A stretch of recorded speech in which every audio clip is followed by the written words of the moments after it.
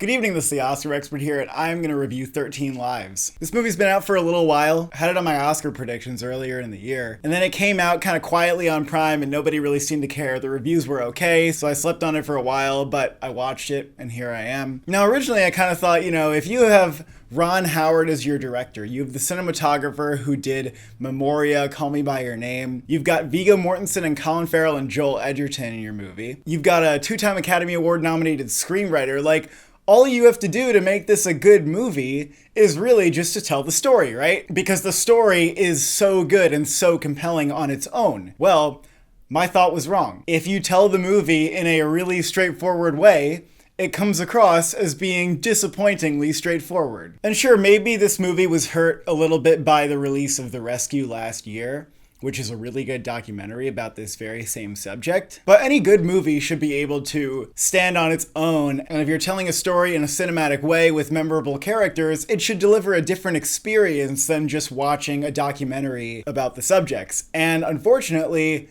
this movie was far less compelling than that documentary. Let me get the positives out of the way first. I do like how this movie was shot on location, and you get the sense that you're kind of there. I think the movie is at its best when we are going through the caves underwater. I think those scenes are really well done. It feels incredibly claustrophobic. If you hate movies about people going through narrow caves and that freaks you out, you should not watch it. I like how they kept the water really murky. The sound design is really excellent in these scenes too. The underwater effects really enhance that feeling of claustrophobia. However, because the movie is really just about divers going back into the caves and they come out and they go back and they come out, I do think that the visceral effect of these scenes does wear down as the movie goes on, especially when you know how it's going to play out. And what was most disappointing was that even though you have Colin Farrell and Viggo Mortensen in the lead roles, their characters are so thinly written, they're so uninteresting. It's really a shame because as a movie, you have an obligation to create a strong narrative and to not just show these real life figures doing what they did, but to make them compelling characters on the screen. And there's just so little for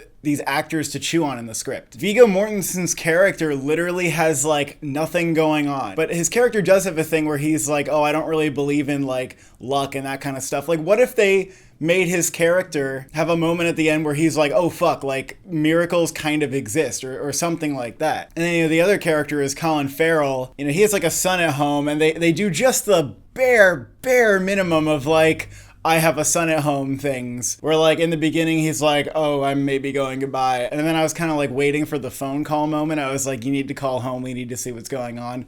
And then he calls his son and he's yeah, it's a little scary out here, but we're getting along. How's things? And then the scene cuts and you learn nothing about anybody on a personal level. And it's a 2.5 hour movie. I understood that they covered every beat of this story, but take some cinematic liberties, cut stuff out, embellish what was going on in their personal lives, give them a character arc, give them some sort of spiritual motivation. In a 2.5 hour movie, it just becomes dull as it goes on, and you're showing me things that happened. I'm mildly entertained because it's somewhat well done, it's a good dramatization, but it's just nothing more than that. Even the moment where they find the boys, when they surface out of the water and they see the boys, in The Rescue, this moment was so beautiful. It was oh my God, we made it through the cave and they're just there. And we did it.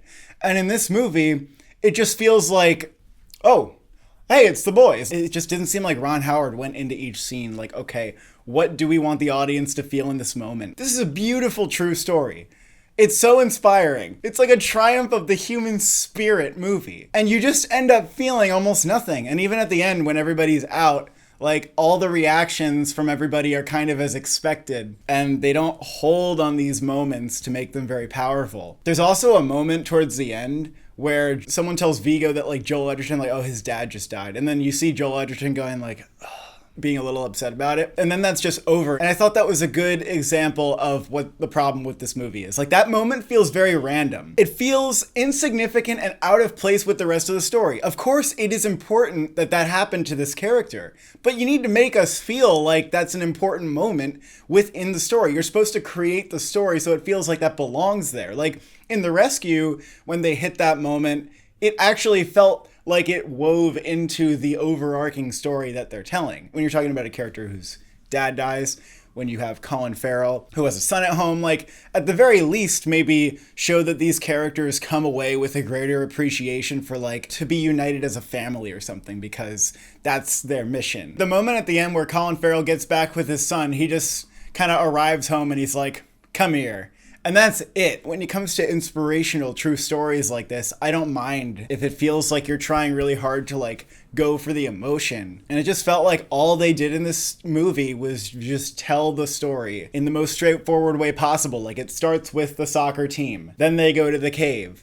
Then people try to figure it out. Then Viggo and Colin Farrell's characters come in and they get called. A better story, I think, maybe starts out, for example, Viggo Mortensen is at a bar with his buddies or something, and you get to know a little bit about him and who he is before this event even impacted his life. And then maybe we can see how he fucking changed, because there's none of that in this movie. In the documentary, it was like, wow, these ordinary people with like this crazy obsession and love for diving got like called in just by duty to help out in this extraordinary scenario. Like, I didn't even get a sense for how they felt about diving or like why they like doing it, why it's their hobby that they're obsessed with. So much so that they became like the best in the world at it. And the Viggo character like barely even has a life outside of it, at least as far as this movie's showing. Please just give me something. I'm starving over here. Feels kind of wrong to use that word metaphorically, like when reviewing this movie. The movie has a pretty good IMDb score. So I guess like a lot of audiences just didn't really think about these things that I'm thinking about. And they thought it was a compelling enough true story. And in many ways, like, the movie is serviceable. It does justice to the true story. It tells it honestly,